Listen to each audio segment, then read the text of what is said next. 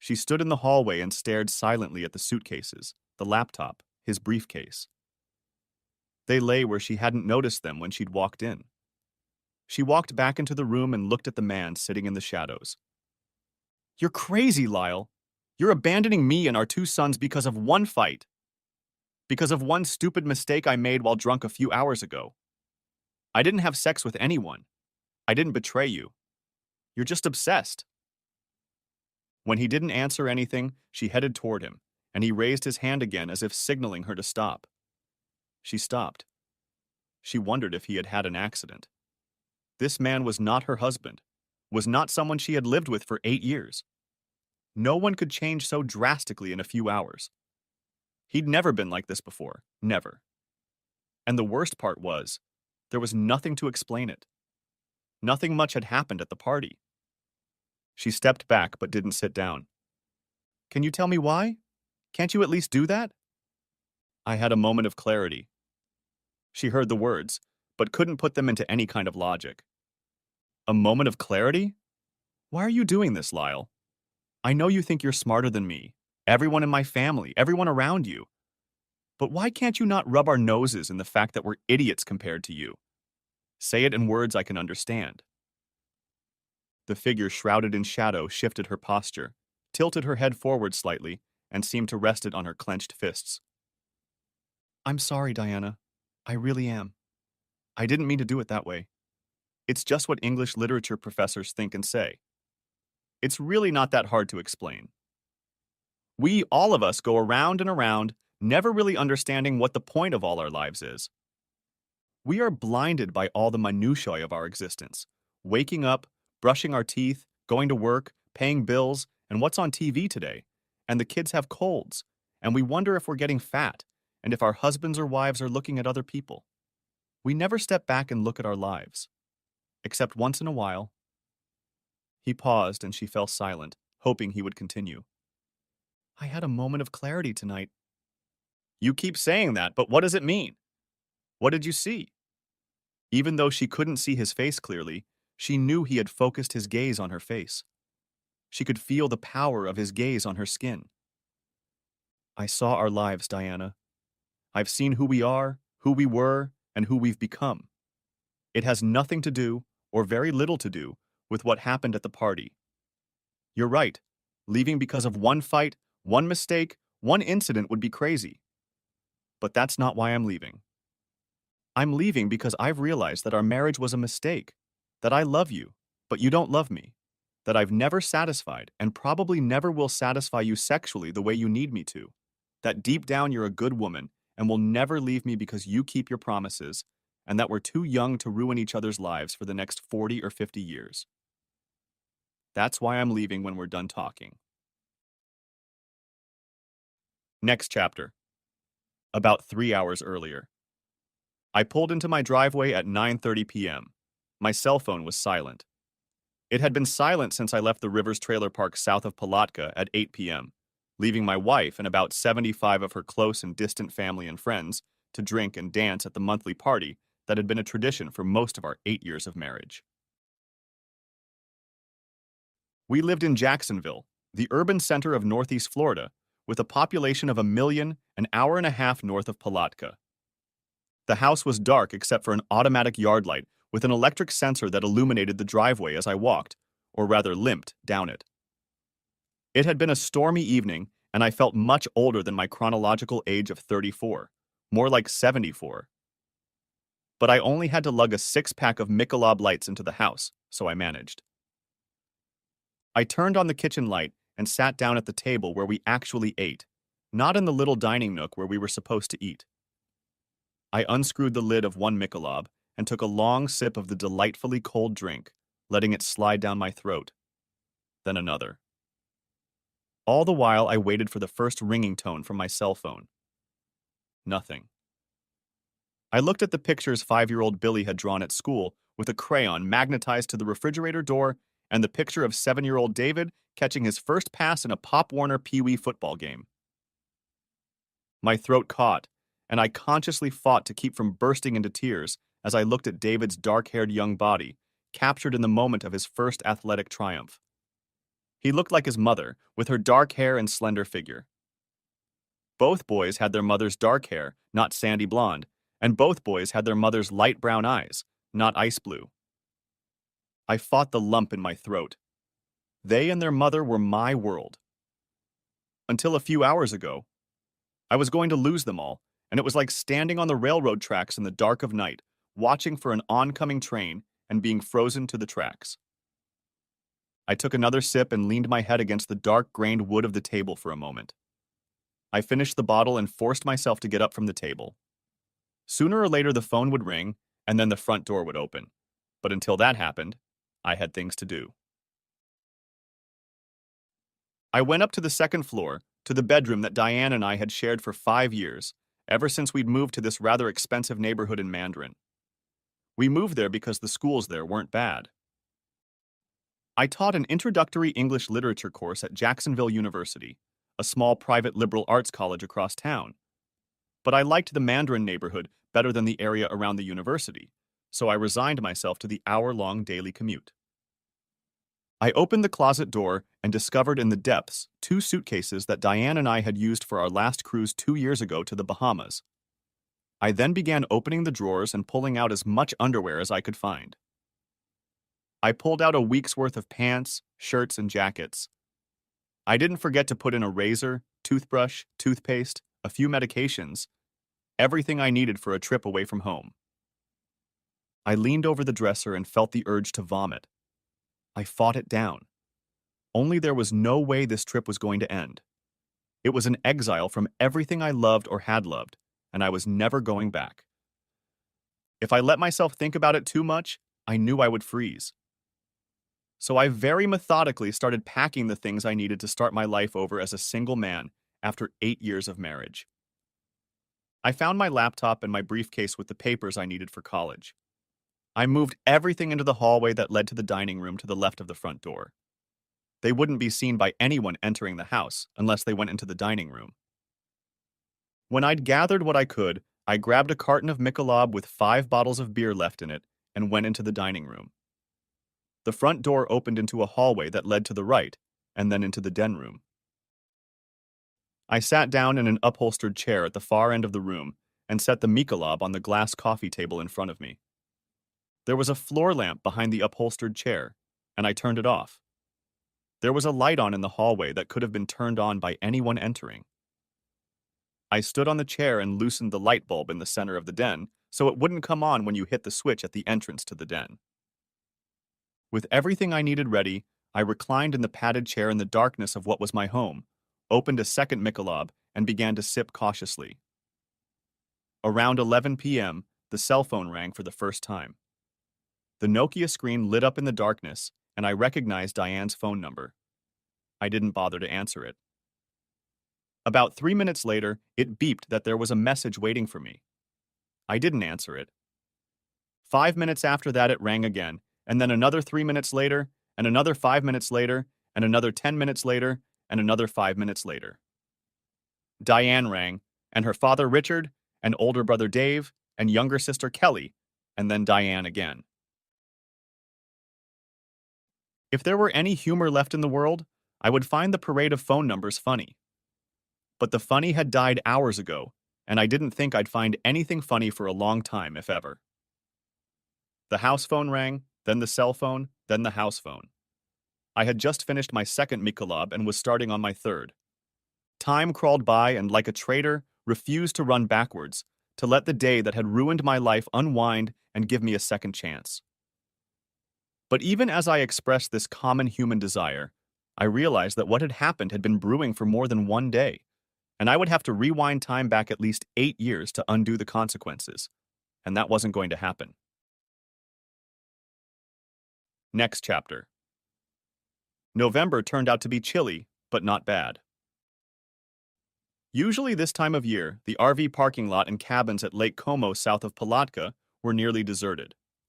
So for Richard Carter, his family and friends, it was a great place to hold their monthly dance party in a quiet place where no one would complain about noise or call the police and people could relax. Carter and his wife Ricky raised 9 boys and girls, 8 of whom are still alive, And when all the kids got together with other family members, uncles, aunts, and friends, there was usually a crowd of 100 or more adults. Richard and Ricky built a pavement and asphalt company that made them millionaires by the time they were 60, and they enjoyed hosting Saturday monthly parties. There was always Southern rock, fried chicken, ribs and oysters in season, and plenty of beer and spirits for every taste. Diane and I didn't get to come every month, but we tried to be there as often as possible. Richard and Ricky did their best to welcome a Yankee stranger from the foreign state of Massachusetts into their family, even though I knew it was sometimes difficult for them to understand me and how I made a living. I didn't sell cars, fix cars, build houses, develop parking lots, or make money in the ways that everyone else in their group did. I stood in front of bored young men and women and talked about poetry, novels, essays, and other things that most members of the Carter clan understood little and cared even less about. The drinking usually began around noon.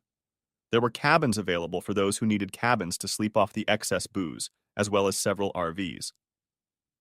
Diane and I sent the boys to friends whose parents we trusted. They knew we could return tonight or Sunday morning. We watched their kids when they needed us. There was an old concrete dance pavilion that was used mostly only during Carter parties, and it had a loudspeaker. We ate and drank a little while people came in and started drinking. By 5 p.m., dusk had fallen. The music got louder and the drinking got more intense. Diane would walk around and talk to people, and I would stand at one of the tables, still piled high with food, and eat grapes. Sometimes I would just watch her for hours at these parties, because dancing and drinking were not my thing. Just looking at her and marveling that a stranger could come along and steal her away from the hordes of Southern suitors who wanted that body and face in their dreams. As usual, drinking, dancing, seductive women and men were not the most peaceful combination. One of Kelly's sister's old man dragged her to dance to a particularly winding tune and began entertaining her in front of everyone until her husband Billy jumped out and brought him down with a thunderous right-hand punch. Eventually, everyone calmed down, the beer flowed, and not a few minutes later the two men shook hands. The old beau got a kiss from his former lover, and Billy and Kelly went off to find a dark place to do the dirty deed they usually did at every party. The pavilion was getting crowded. Even Richard and Ricky were moving to the beat of Southern rock when I noticed that I had lost sight of Diana. When I spotted her, my stomach clenched. She was slow dancing with a tall, dark-haired man in a calico shirt and jeans.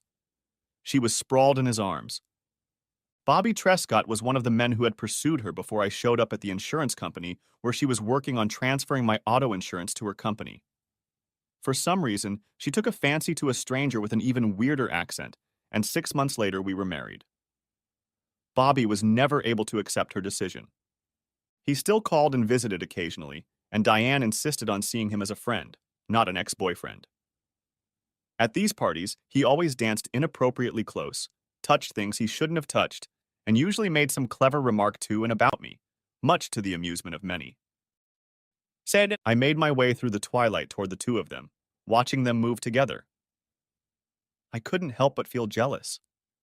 Diana had been drinking. Not enough to be drunk, but enough to relax and kind of snuggle up to him. I got close enough and said loud enough for them to hear, "Hey, Bobby, mind if I cut in?" Diana looked at me guilt-free and smiled lazily. "Hey, babe, I was just having a little dance with old Bobby. I promised him this dance. It's the dance from our prom. You don't mind if I finish it with him, do you?" Bobby smirked, and so I could see it as he touched her. Because of the semi-darkness, only the three of us could see what he was doing. Diane threw him a funny look and then looked at me. I tried to read her facial expression. Was she angry at him for what he was doing, or at me for letting him do it?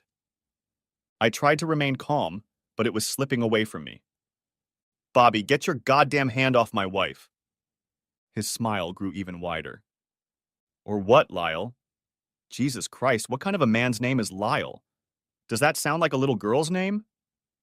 "Hey, Lyle, that's gay," I stammered. I hadn't been in a scuffle in 20 years. "I don't care what you think of my name. Get your hands off my wife." Diane took her hand and pushed his arm so that he let go of it. "Okay, Bobby, chill out." Why are you always acting like a jerk around Lyle? He's my husband. He's not a jerk like you. You're always trying to get him into fights because you know you're going to kick his ass. That's not fair. And Lyle, I'm not a little girl. Bobby's a little drunk, but I can handle him. I've known him most of my life. You don't have to make a scene trying to save me. Hell, I might have to save you. I couldn't believe my ears. I now knew that several couples around us had heard this conversation, and I heard giggling. What the hell did you just say? Her eyes widened, and I wondered if she'd even thought about what she'd said. Oh, Lyle, I'm sorry, baby. I didn't mean it. How the hell could you mean it? Bobby nudged her in the side. She meant that if you stick your nose in my face, I'll kick your ass and smash your face in, you damned pencil-necked weirdo. The only reason I didn't do it sooner is because she keeps begging me not to hurt you.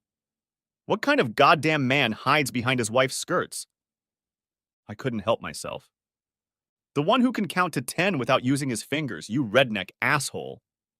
The one who came and took your girl away from you without bothering.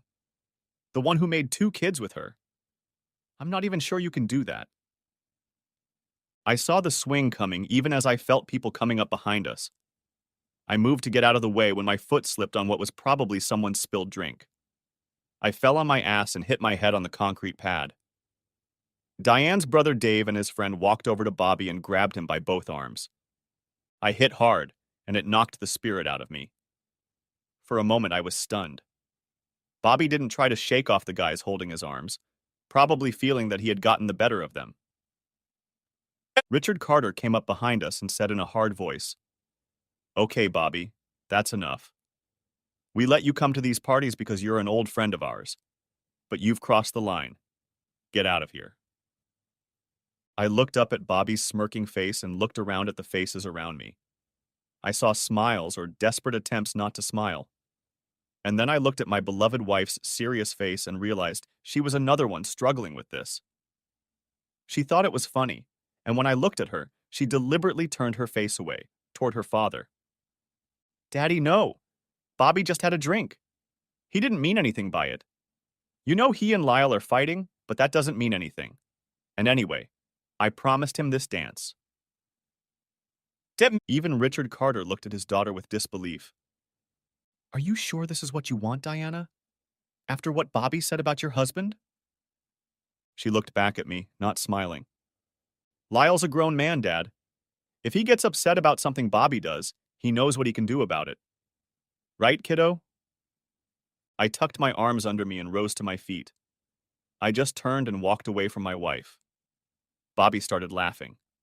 I heard giggles, and I desperately wanted to believe that Diana wasn't among them, but I wasn't going to turn around to make sure. As I was leaving the dance floor, Richard caught up with me and spoke as I walked away. "Son, I know you're pissed off right now, but listen to me. I know Diana loves you, whether you believe it now or not. But women. Look, sometimes a woman, even the best woman, wants to know that her man will fight for her. Maybe they don't do that where you come from, but here, a woman will not respect a man who will back down from another man's attempt to move in on her. Do what you think is right, but even if Bobby beats the shit out of you, at least fighting him will show her that you care enough about her to fight for her." I kept walking. "You're right, Richard. Where I come from, women don't do that. A good woman wouldn't encourage some cunt hound to get into a situation where her husband has to fight for her. Only if they love their husband, only if they have a real marriage. Now I'm not sure of either of those things." He grabbed my hand, and I had enough respect for him not to lash out. Maybe you're right about her lack of respect for you. I'm only her father. I can't interfere with that, but I can tell you that she loves you. Don't do anything stupid right now. Just go somewhere, have a drink, and chill out. Things will sort themselves out. Maybe. And then I left him after all. Next chapter. The driveway alley was illuminated by the headlights of a car pulling into our driveway at 12:45 a.m. I drank 1.5 Michelob and felt pretty calm. I heard car doors opening and voices. I opened the window next to the chair, even though it made the house feel chilly. But when people parked because of the slope of the driveway, unless they were talking in a whisper, they seemed to be standing next to the window, and I could usually hear every word. He's here! It was big, Brother Dave. Thank God. Son of a bitch. He's just a miserable bastard.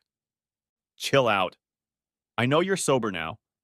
After showing your ass like that, just be glad he's here and not having fun with some random ponytail like most guys.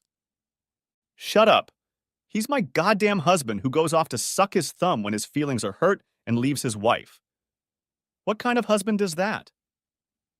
The kind whose wife has fun with her ex-boyfriend right in front of him, you stupid bitch. If you weren't my sister and you didn't have those boys, I'd tell him to just dump your ass and go find someone who won't humiliate him in public. I couldn't believe what I was hearing. The front door opened and they walked in. A moment later, a light bulb went on in the hallway and light burst into the den. But it only penetrated the center of the room. I sat in the dark. Dave entered the den first, Diana following on his heels. He looked around and saw my figure sitting in the shadows in a padded chair. He stared at me for a moment, then said, "Hi, Lyle." "Hi, Dave." There was a seemingly endless silence. I wasn't going to be the first to speak to her. Finally, she said, "Lyle." "Diane," I said, in the same even, emotionless tone. "Are you okay?" asked Dave. "Fine, thanks for asking." "You bastard!" She shouted it like a cork popped, and she couldn't hold back any longer. "I love you too, bitch." She tensed up, and if Dave hadn't held out his hand, I think she might have lunged at me. Her hair was disheveled, her face flushed, her lipstick long since wiped off, and her white dress was wrinkled and stained with dirt. The party must have been hellish after I left. Smartass, always some smartass. You think it's funny to leave me alone, not tell anyone where you're going, just disappear. What kind of man does that? I don't know. Probably some coward too scared to fight a man who entertains his wife with her permission in front of all their friends and relatives. She had the decency to blush, and Dave threw her a dirty look. "You had us worried, kid," Dave said. "Why didn't you answer your cell phone, any of your phones?" "I didn't feel like talking to anyone." And he rubbed his chin and shifted his gaze from Diana to me. I guess I'll leave you guys to talk. It's been a long night. A hell of a long night. I'm getting too old for this shit. Are you sure you're okay, Lyle?" "I was just being polite, Dave. I'm not okay. And I don't know if I ever will be again. But that's not your problem. Thanks for getting Diane home. If it had been up to me, she could have gone home with Bobby or gone camping in the RV parking lot." He gave us both another look and then just shook his head. Then he looked at Diane. "I'll leave then, Lyle. Let you guys work it out yourselves. Diana, walk me out, okay?" "Sad." I realized from their voices that they were standing outside his Chevy Tahoe. Damn him, Dave. What an asshole he is. Any other guy would have thrown himself at Bobby or gotten drunk or done something human. And he goes off and sulks at home. He doesn't... I'd kick Bobby's ass, just like Tommy and most of the guys we know. Lyle's not like that. He's not a fighter.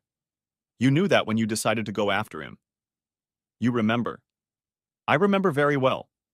You said he's not the kind of guy who comes home with fat under his fingers, gives you 6 or 7 kids, gets drunk every weekend, and screws you over when you put on a couple pounds.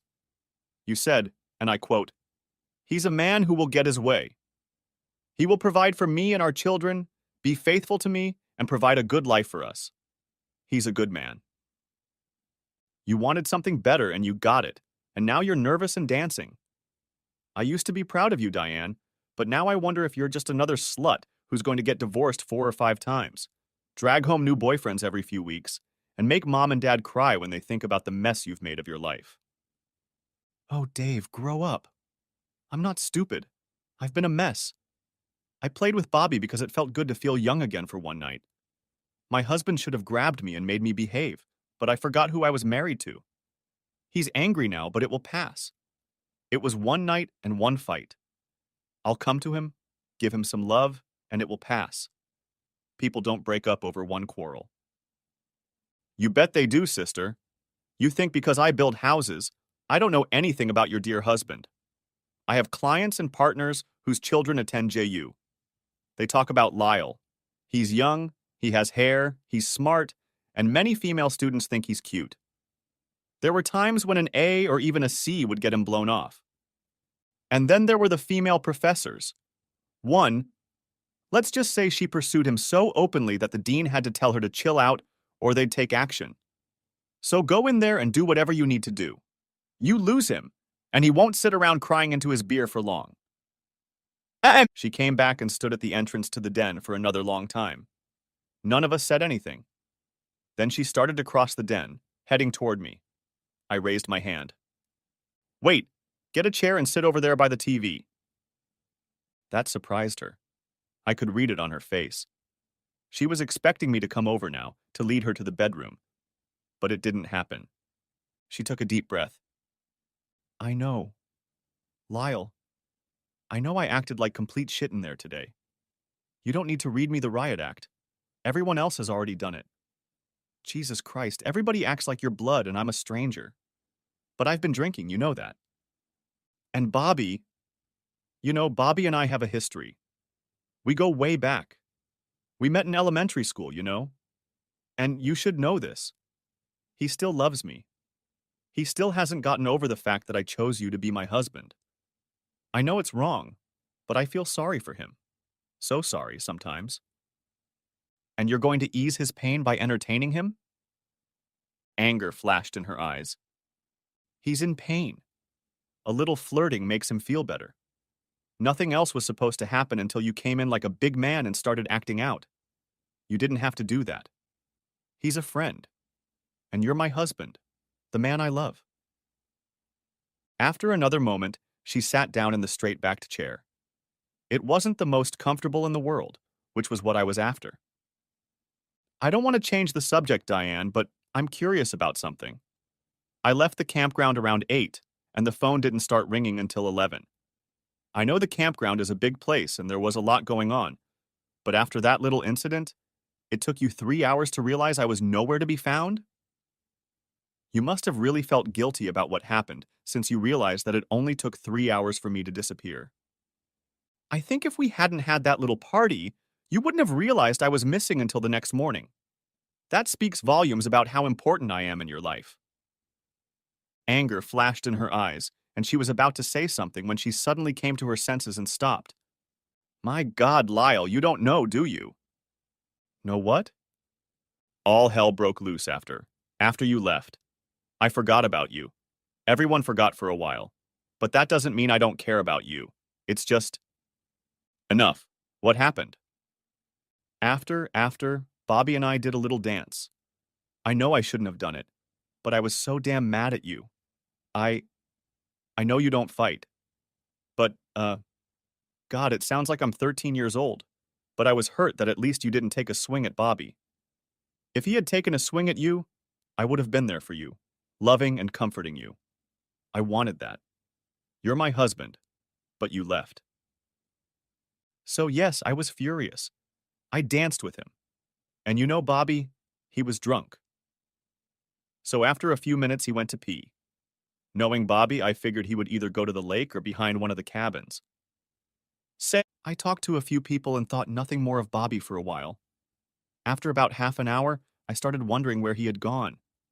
I wasn't worried about you because you're usually gone, and we don't meet until closer to evening. Then I heard a scream and everyone started running towards the lake. People crowded around a man lying on the ground. I tried to get closer, and then I realized it was Bobby. It was horrible. His face was covered in blood. One eye was swollen shut. I was told his arm and several fingers were broken. Dave and the others were talking to him, and I heard them say someone should call the sheriff. The 3 bikers got in Bobby's face, talking about how that old fart had ruined their party. When they started to argue, all 3 jumped on Bobby. He said some of them would be limping and sore for a while, but there were too many of them. That's when things went downhill. We called a rescue for Bobby, and the sheriff's office sent 3 cars, and they were checking the park to see if any bikers or anyone else was still there. And then after a while, they started checking to make sure everyone was in place. I took in what she was telling me, and the obvious question came to mind. And yet it took you 3 hours in total, and sometime after you knew there were some naughty bikers roaming the park to wonder where your beloved husband had gone. I repeat. I must really rank high on your list of important people. She bit her lip and didn't look at me. It hit me. You weren't at the park, were you? You wanted to go with Bobby to the hospital. You had to hold his hand, didn't you? She finally looked at me. He was pretty beat up, Lyle. He was in pain, and he asked me if I would go with him. I couldn't say, no, you couldn't. There seems to be a pattern of behavior developing. You just can't say no to Bobby. Don't do that, Lyle.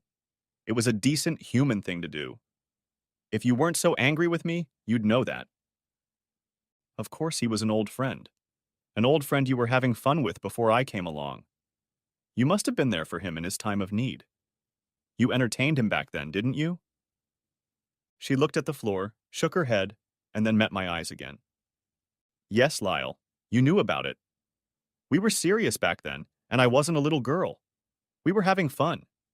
Does that make you feel better? And before you ask, he was good. Very good. Does that make me a slut? What about you? Should I be jealous of every woman you've been with before me? No. That was then. This is now. Yes. He asked me to go with him, and I did. I held his hand, the one that didn't have broken fingers on it. We had an ER technician with us, and there were people around us every second while we were in the ER in Palatka getting him patched up. Nothing happened, Lyle, and even if we had been alone, mocking me would have been the last thing on his mind. You have nothing to be jealous of. Did I say I was jealous? You don't need to be. I can see it in your face every time he's around me. I guess I can't blame you. If you were always with another woman that I knew you were with, it would eat me up. Do you ever think about me? She lowered her eyes again and didn't look me in the eye. Lyle, you know that's not a fair question. So much has been going on. Bobby was hurt. Everyone was calling everyone else. So the answer is no. When and who finally started taking an interest in me? She continued to stare at the floor. Bobby was treated, and his brother came to take him home. I went back to the campground with Kelly and Billy. When I got there, Dad came up to me and asked if I'd seen you since. That's wonderful, Diane. Your father thinks enough of me to remember I'm missing before my wife does. She looked up at me, and I could see tears glistening in her eyes. Keep it up, Lyle. I screwed up, and you're going to hurt me as much as you can for what I did. Okay. Now I feel even shittier. I'm sorry. I guess your conscience is tormenting, isn't it? It's hard for me to tell because I didn't touch you. She just looked at me and lowered her gaze to the floor again. For a moment, we were both silent. Well, at least we've cleared that up, dear. She looked at me with a puzzled expression on her face. What? I stayed here because I wanted to be able to talk to you before I left. Leave. Where were you going? You're not still mad at me, are you? I looked at her, dirty, disheveled, with blood on her white dress, and thought that I had never seen anything so beautiful before. And I never would again. I have an errand to run that I've been putting off until I had a chance to talk to you. Then I'm going to find a place to stay for the night, some cheap motel, and on Monday I'll be arranging for a permanent residence and meeting with a lawyer. A place? For an overnight stay? With a lawyer? Lyle, are you out of your mind? What are you talking about? Did we just have a fight? Badly, but I love you. People don't break up over one fight. What happened to you, Lyle? We were happy this morning. What could have happened in less than 24 hours to make you want to leave me? I didn't answer her, just pointed down the hallway leading to the kids' bedrooms. Go, I said. She slowly got up and walked to the other room. I knew she would see the suitcases, the laptop, my briefcase. She came back into the room even more slowly, shaking her head like she couldn't believe what she saw. You're out of your mind, Lyle. You're abandoning me and our 2 sons. Because of one fight. Because of one stupid mistake I made when I got drunk a few hours ago. I didn't have sex with anyone.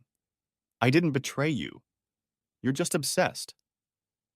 When I didn't respond, She started to move closer to me, and I raised my hand again to stop her.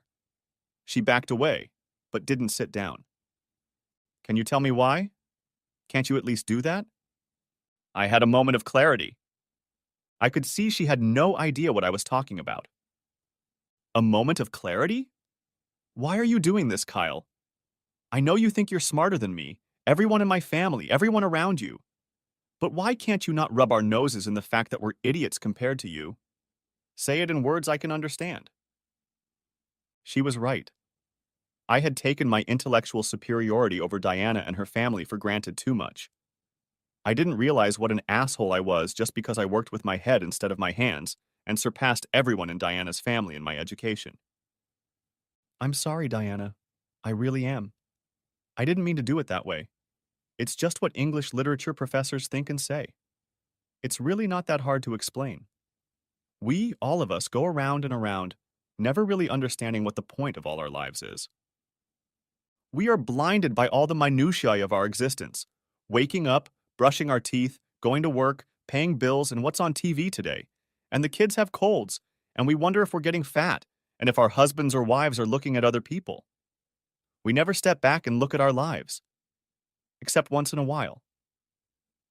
I paused for a moment, then added, I had a moment of clarity tonight. You keep saying that, but what does it mean? What did you see?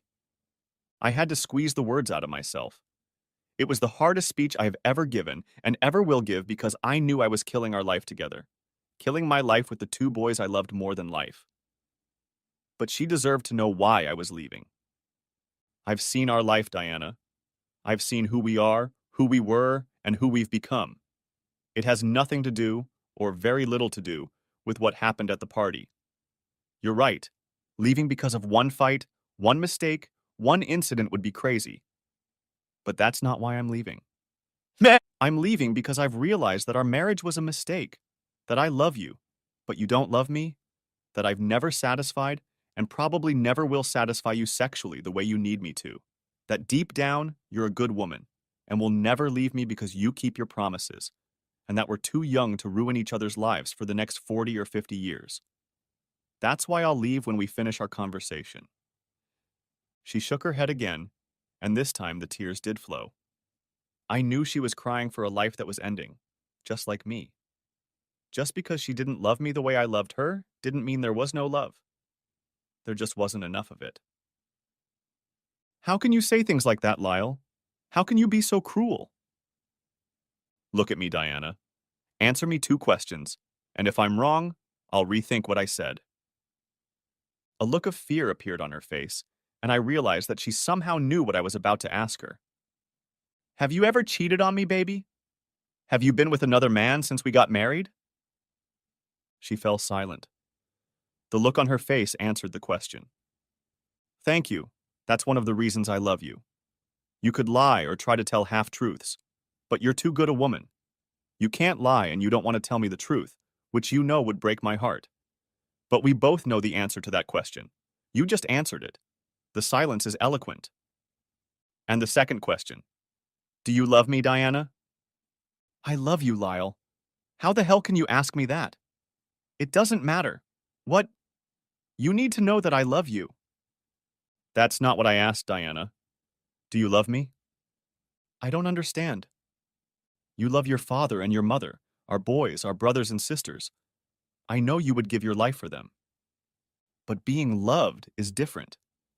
It's when you catch your breath, when you look at a man who makes your heart beat faster when he kisses you, who you dream of and want when he's not around. That's what I feel for you.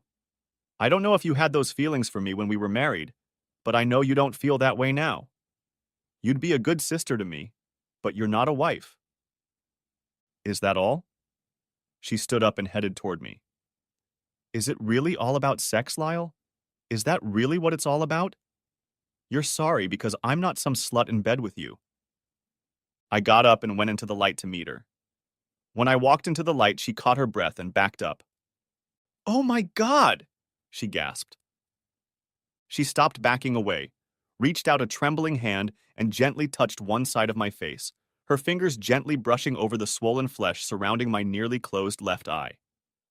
I knew the rest of my face was made up of various shades of yellow, red, and brown. My lips were swollen except for a piece missing from the left side.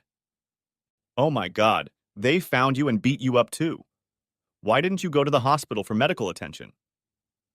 I tried to smile, and that in itself had to be scary as hell, judging by the look on Diana's face.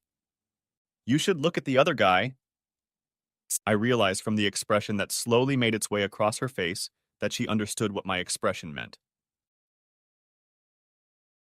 Next chapter. I stood in the dark by the lake, listening to the music and imagining I could still hear the laughter of the people around Diane and Bobby. I didn't need to go back to realize she was dancing with him. I could have gone back and confronted Bobby face to face. I'd been beaten before, back in the days when I'd been running around the streets of South Boston as a wild child without a father. I'd been beaten a lot when I was a lowly shrimp trying to stick around teenagers, until my mother finally wised up and moved us to a small town south of Boston, away from the gangs. I didn't mind a beating if it came to that, and it probably would have come to that, because I didn't kid myself that I could beat him in a fair fight. He was bigger, stronger, and undoubtedly tougher than a guy who makes a living standing in a classroom and gagging. But it was the look in her eyes when she dared to make me do something about Bobby's insults, the way she let him put his arms around her and stroke her, the way his hands roamed lightly and familiarly over her. I guess I'd always known it, but now I couldn't bring myself to ignore the truth that he was entertaining her. Somewhere, another man was occupying the center of my life, and she was sharing things with him that she would never have shared with me. How can you live when everything is built on lies? Leaning against a tree, I looked up into the overcast night sky and wondered how I could turn a life that had gone off the rails and make it right again. How to forgive a woman who has become everything to you when she gives her body and perhaps her love to another man. I wondered if they laughed at me when they were together. I heard a body stumbling through the weeds and bouncing off the trees as someone staggered toward the lake. Stopping a dozen feet away from me, facing the dark lake, he didn't even look back at me. Even from the rear, I knew who it was. I punched him. I'll be damned, Lyle. I didn't think you were capable of that, you wimp. Sure, you had to sneak up on me, but at least you had the guts to try to hit me. But now I'm gonna hurt you. Really hurt you, boy. And I'll be right, because I'll tell everyone, including Diana, how you hit me. We fought for a long time, but I still prevailed. I grabbed him and said, I'm going to ask you some questions, Bobby, and you're going to tell me the truth. He finally nodded and then said softly, You're on top, Lyle, so I'll tell you anything you want to know. But there will come a day when I'm on top, and when I do, I think you'll just disappear. No one will ever know what happened to you. Maybe, but right now I want to know how long you entertained Diana. He was silent for a moment. This time or before? I already know you've been entertaining her since we met. That is, since we got married. About 4 years. 4 years. Yes. How did it happen? How often? He smiled gloatingly, but immediately disappeared, and I believed his words. I've been stalking her since the day you married her. I tried everything, showing up at her work, just dropping by the house, playing sad, trying to make her laugh. But she would never cheat on you. It was driving me crazy. One day, about 4 to 4.5 years ago, she came up to me as I was leaving a 7-Eleven store. She wasn't smiling or flirty, but she asked if I wanted to go out for coffee. We didn't do anything that day, or for another 6 months, but she looked after me. Then one day we ended up at my house. That's when it all happened. And it's been like that for the last 4 years. Every 3 or 4 months she comes over, we have fun for a day or two, and then she comes back to your place and it's like it never happened. I tried to make sense of what he was telling me. This wasn't just a one-night stand. It had been 4 years. 4 goddamn years she'd been stabbing me in the back. Enjoying life with a guy who didn't have grease under his fingernails and provided her with a good life, and all she had to do was put up with his boring entertainment. So she stayed with me for the money? Is that it?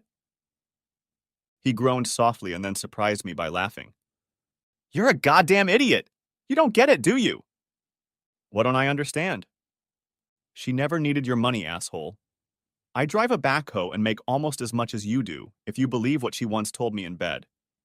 And you know Richard and Ricky set it up so they could split all their money before she died. In a few years, she'll be able to buy and sell you, asshole. You're no goddamn prize in terms of money. Then why? She loves you, you goddamn asshole. Why? I'll never know. She loves me. Is that why she's having fun with you? Jesus Christ. You don't understand shit, do you? She's just bored with you. She wants to have some real fun. You can't give her what I can give her. You're the one who ruined everything. She was gonna marry me, you know? She was. Those two boys of yours would have been mine.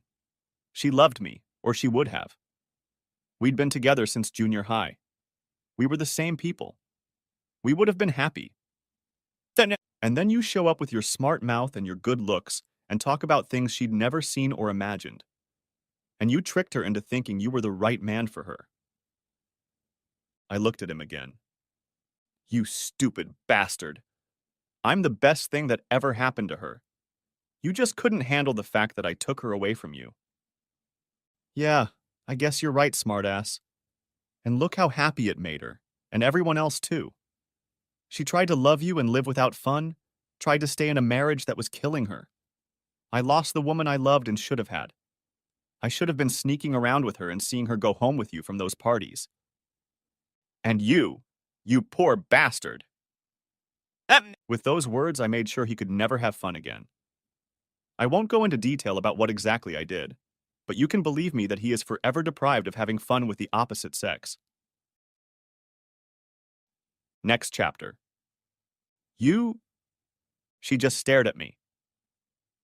He told me everything, Diana, and I believed him. People don't usually lie when you snap their fingers. Oh my God. 4 years. 4 years. Tears rolled down her face. I couldn't believe that part of me hated her, and a bigger part of me still loved her. No, baby. Maybe a little, but that's not the point. It's hard to explain. It's been like this since the very first time we did it. No other man has ever had this effect on me. It's not that, but it's the closest thing I can explain. And I think maybe if I told you that I bored you to tears. So why didn't you leave me if he was so wonderful? He wasn't. This fun with him was wonderful. I love you. I reached out and touched her face, wiping away a tear. I know you're not in love with me, but I believe you love me and our marriage. But I left the rest unspoken, walked around her and began moving my luggage and laptop into our family Saturn. I was keeping the more spacious Ford Escort for her and the kids. It took me 3 trips, but finally I was done and back in the house. She didn't seem to move from her seat. She reached out her hands to grab me, but they stayed hanging in the air. I don't want this, baby. I don't know how, but there has to be some way to make this right. Not really. Our marriage is over. I want to see the boys and be a part of their lives. But us is gone. Because you hate me. I looked into her sparkling eyes. No, I love you. That's why it's so hard. But you can't breathe life into a corpse. We can go to counseling, see a therapist, anything. We won't go because deep down you don't want to be married to me anymore. I don't think you believe anything can work out between us. How can you say that? Remember I said that silence is eloquent. Sometimes silence says more than words. I know you don't really want to save our marriage because ever since I let you know I was leaving, you still haven't said 2 things that would show me that you still need me. Those are the first things I would have told you, but they never came out of your mouth. We looked at each other, and the question was clear in her eyes.